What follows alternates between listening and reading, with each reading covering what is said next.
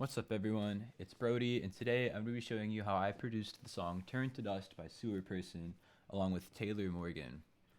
So I guess the best way to start showing this is to show how the loop began. The song started with Taylor Morgan sending me a melody. And entirely unprocessed, before everything was done, this is what it sounded like.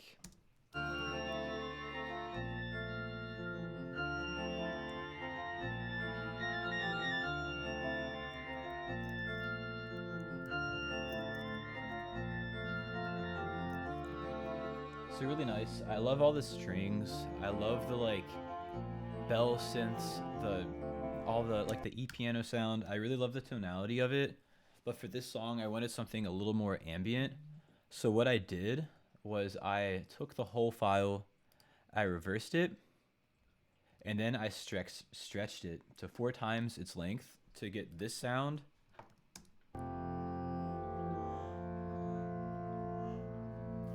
Which still has the same qualities of the original, but it's a totally different idea. Very ambient, kind of dark, weird.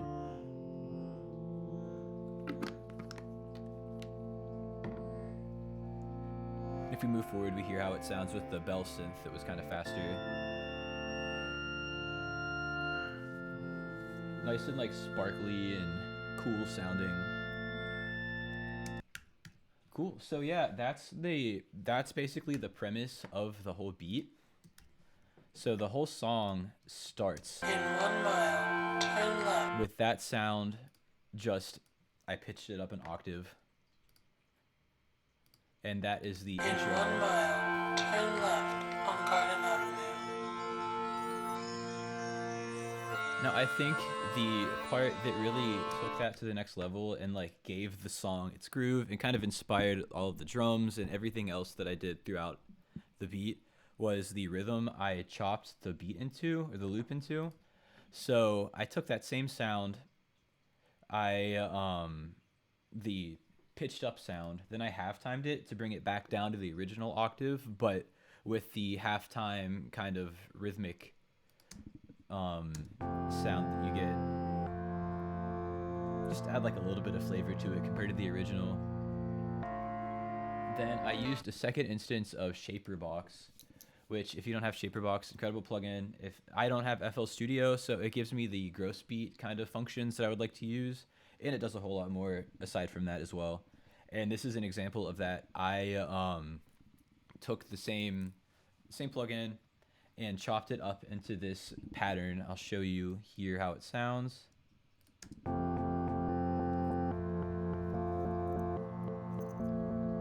So already you can tell it just has so much more momentum that way. Really keeps things interesting. And I think it's kind of cool. The pattern of it is reminiscent of drill or even Jersey Club, just all kinds of dancey songs. So gave it some groove, and I really wanted to reflect that in the drums. So I'll just show you how the drums sound going to the hook. We'll talk about that from there.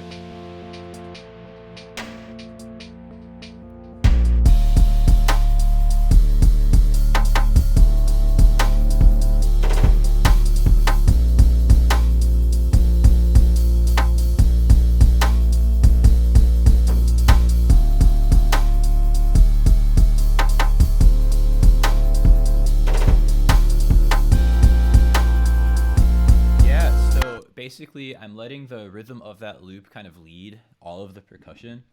So starting with the obvious, we have the drill hi-hat pattern. I took this hi-hat from Taylor Morgan's drum kit. I like the delay on it. It kind of just gives a nice texture added to it. So that keeps the pattern going with the kick in the 808. I'm loosely following what's happening. It's not one-to-one. I don't want it to be too just that rhythm, but it really hints at it for half the time. Going to the snare, we have the typical drill pattern. So every other snare hits late. Just a small percussion sound I use for my drum kit.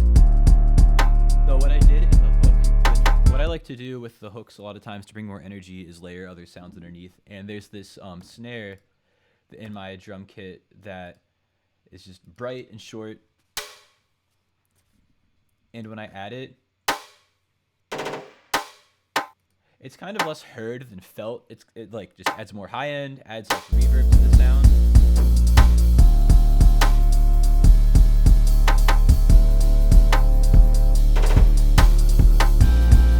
So yeah, adds cool contrast.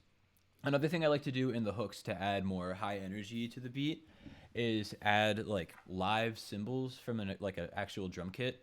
I feel like the frequency of it just really brings out so much energy. So the original file is just something I recorded for my kit just to like be able to chop up in my drums.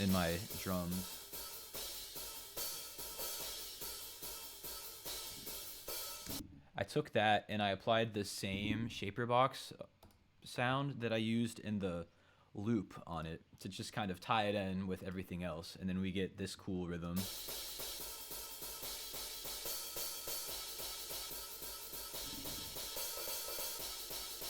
Kind of like blurs the sounds of like being digital or more organic. I think it ties it together well. It makes it groove more. And then yeah, that's essentially the drums for the hook. The kick, I just have this kick that I used from my drum kit. It's nice and clipped and like wide and just sounds really big, especially paired with this 808 because it's a little more narrow and like mono. This one's for my drum kit. It's really just a Spins 808 with some distortion on it, but yeah, I just EQ'd it a bit, fit it into the mix. Really, the majority of my 808 tone comes from the master chain, which is just in my beats. My master chain is just a soft clipper. I know FL Studio has a lot of good clippers within it, but since I use Logic, I have JST Clip. Great plugin, gets exactly the sound I want. It just like grabs everything, adds a lot of low end saturation, really fits it in the mix well.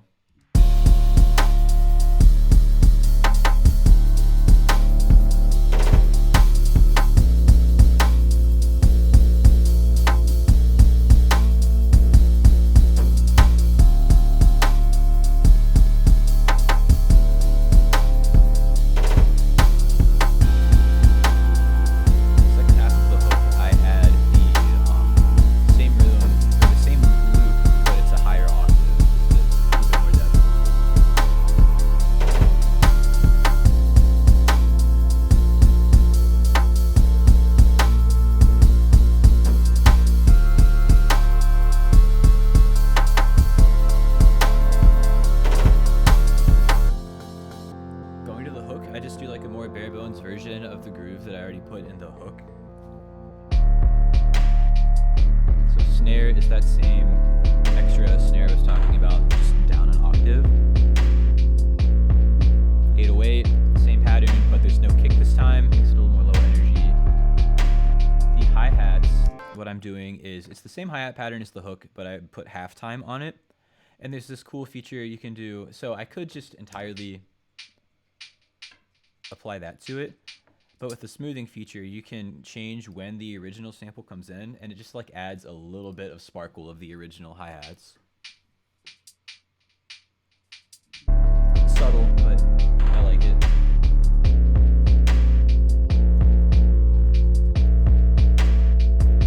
So yeah, real chill for this part. It's like a semi like bridge section. I think I halftime the live cymbals.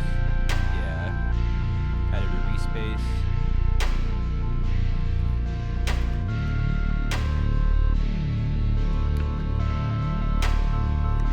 And back to the hook again. Same exact thing going on here.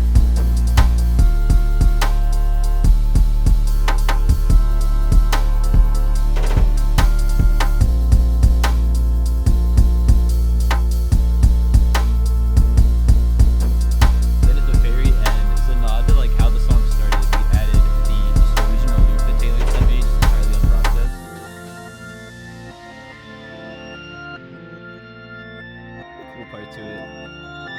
I love when the outro of a song introduces something that you've never heard in the song before. It's like it could take you somewhere entirely different, but it doesn't. I don't know, but yeah, essentially that's the whole beat. That was my thought process and everything that I did from start to finish of it. I hope that this was helpful to all of you, and thank you for sticking through to this point in the video, watching it all. Really, really means a lot. It really helps out a ton. And I guess, yeah, this would be a good point for me to plug. If you like this style of video, I'm trying to do these more, but I'm also trying to start a Patreon page where I, instead of just doing breakdowns of songs I've produced, start posting videos start to finish of me producing a beat and explaining what I'm doing, of me mixing a song, mixing vocals, etc. from start to finish, and just give like very in detail start to finish videos of how I do things, answering questions people have, even like mixing your own songs and explaining that throughout. So yeah, more info on that soon. But for now, thank you guys for watching. Thanks for listening. Peace out.